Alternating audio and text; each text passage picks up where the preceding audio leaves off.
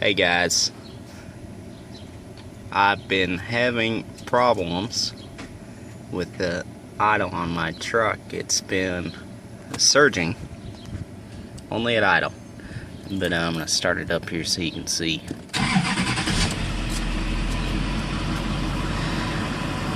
And it does it quite a bit more when it's running hot, but there it goes, just a little bump.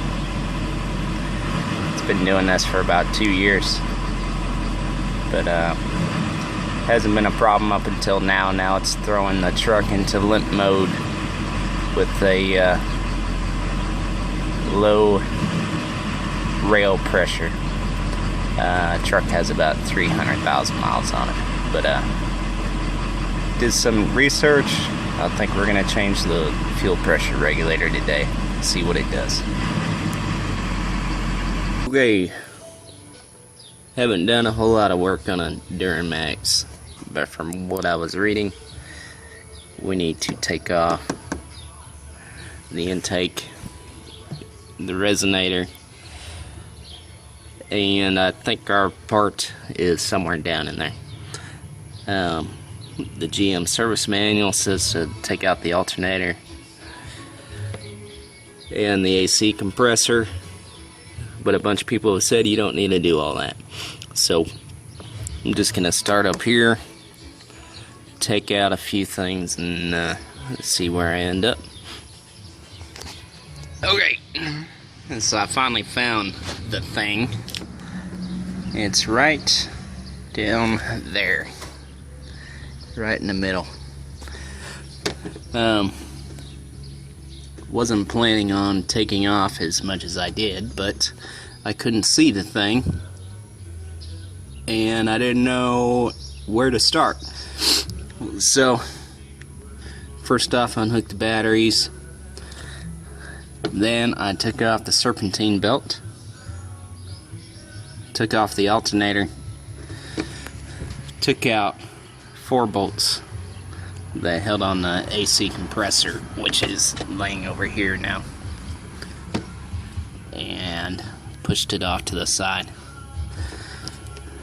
And then I had to take off this metal outlet tube that went around like this over to the upper radiator hose. I ended up draining about a gallon out of the radiator, out of the drain plug down below the radiator, which was enough. I hardly had anything that came out the top here, but since I was taking out that pipe, I decided I better change the thermostats too. The truck had 300,000 miles on it, so I did not want to be doing this again. So it must have had 1, 2, 3, 4 bolts on that holding it in. And then, once I got all that out, well, in order to get all that out, I had to disconnect the main harnesses to get this bracket out that held the metal coolant pipe. And also, I disconnected these right down here. And in order to do those, they had some plugs that you pulled up and pushed down, and then they popped out. But I did all that so I could get the wires out of the way. This had some plastic zip ties on it, and I cut those to get the EGR out. I guess it's the EGR because it is full of crud. There was a gasket on this and a gasket on there, which I was careful when I took that off not to rip those because I didn't have any new ones.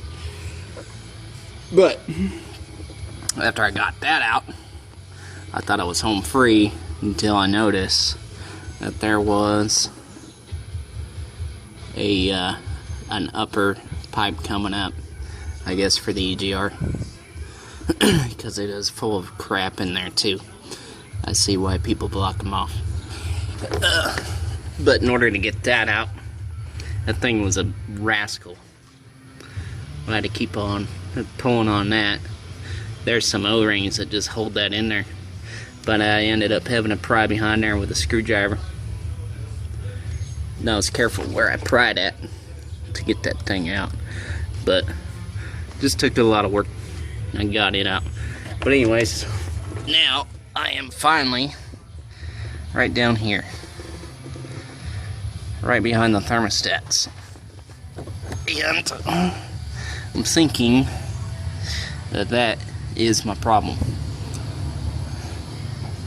There's a couple of Torx head bolts on the top and one on the bottom of that thing, so I'm thinking that must be it. I'm gonna try to rig together a contraption and get that out of there, and then I'll show you what I figure out. I got that out. That was actually a lot easier than what I thought it was gonna be, but you can tell it's out of there now. Before I took it out, I blew it off with the air hose. I had some brake cleaner too, but I also saw down in there, I don't know if I had a mouse or if GM puts insulation down in there. Looks like they put insulation in there. Maybe somebody can answer that for me, but I just left it in there. Anyways, I'll show you what I used to get that thing out of there.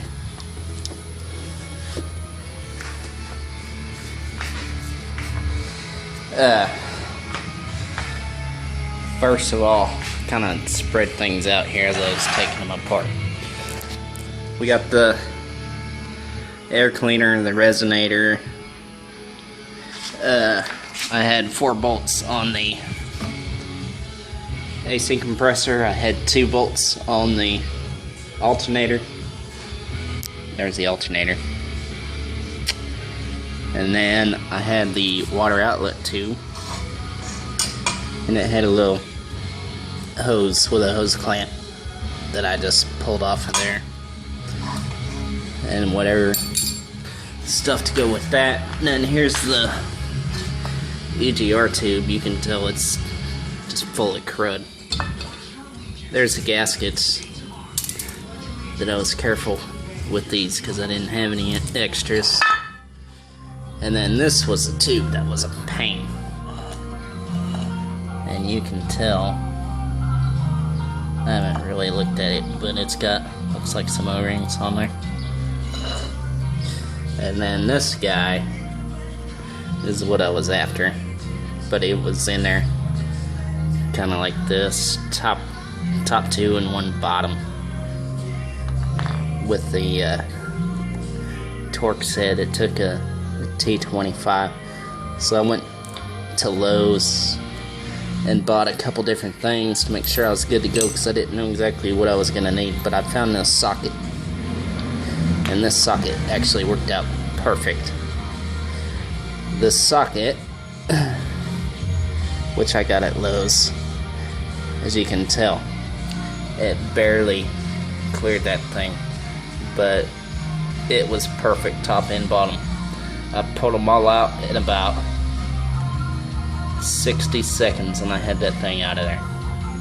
No problem. But I did have a few other tools. I had this thing, which this was just a drill bit, but I found this at Lowe's. And you put that on you can put a socket over that, so you can turn that, which that would have worked too. And then also, I had bought, I bought one of these long T25s. I knew it was going to be too long, but my plan was, because I didn't think the other was going to work, I was just going to cut this to whatever length that I needed. And then while I was at Lowe's, Harbor Freight was right next door, and I found this little guy. They called it a right angle drive, but I can put that right in there, and that would have worked out perfect too. I just would have had to cut that, but I found that this other socket worked right away, so I just went with that. So you can use whatever you want. I'll measure this thing. Hey, day 2. I got my new part in. This is a Bosch part. I got it for about $140 online, and ready to get everything put back together. The only thing I wish I had was a couple new O-rings, mainly on this part right here. It's got 2 O-rings that I'd like to replace, but I can't get them here in time, so it's just going back together. The other gaskets that you'll need for the thermostat housing, it's got 2 gaskets here, which I ordered those at AutoZone. Those were a one-day thing to get in, but these gaskets here I'd like to replace for the EGR, but AutoZone told me 3 to 5 days on those, and I don't have time to wait on that, so it's going back together. But I did research all these gaskets, putting together all these. It was $23 at AutoZone. I noticed Merchant Automotive had it for about $45, so if you got the time, plan ahead, you get them ordered in, you should be good to go. The other thing that I did get was this. That's a turbo resonator plug.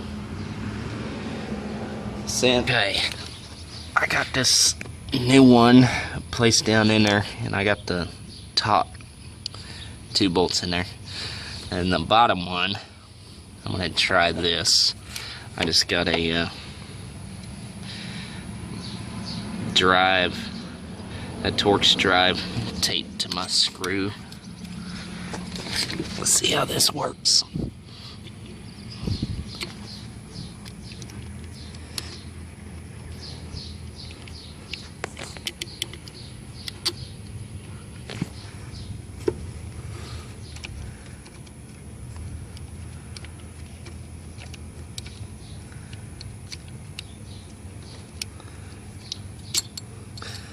Alright, it's in there.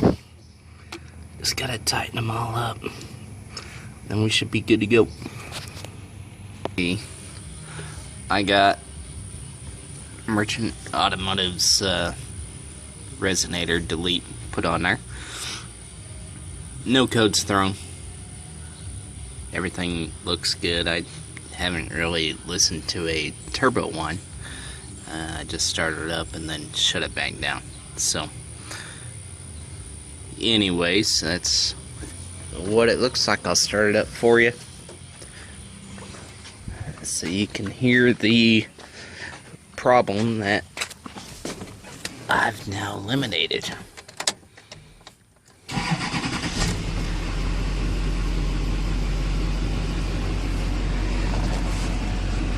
Now, when I used to start this thing, it would surge about every 3 or 4 seconds. But now it seems to be solid as a rock.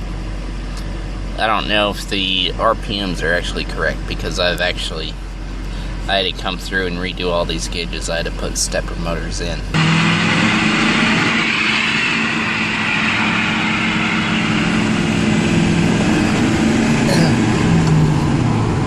Can't beat that.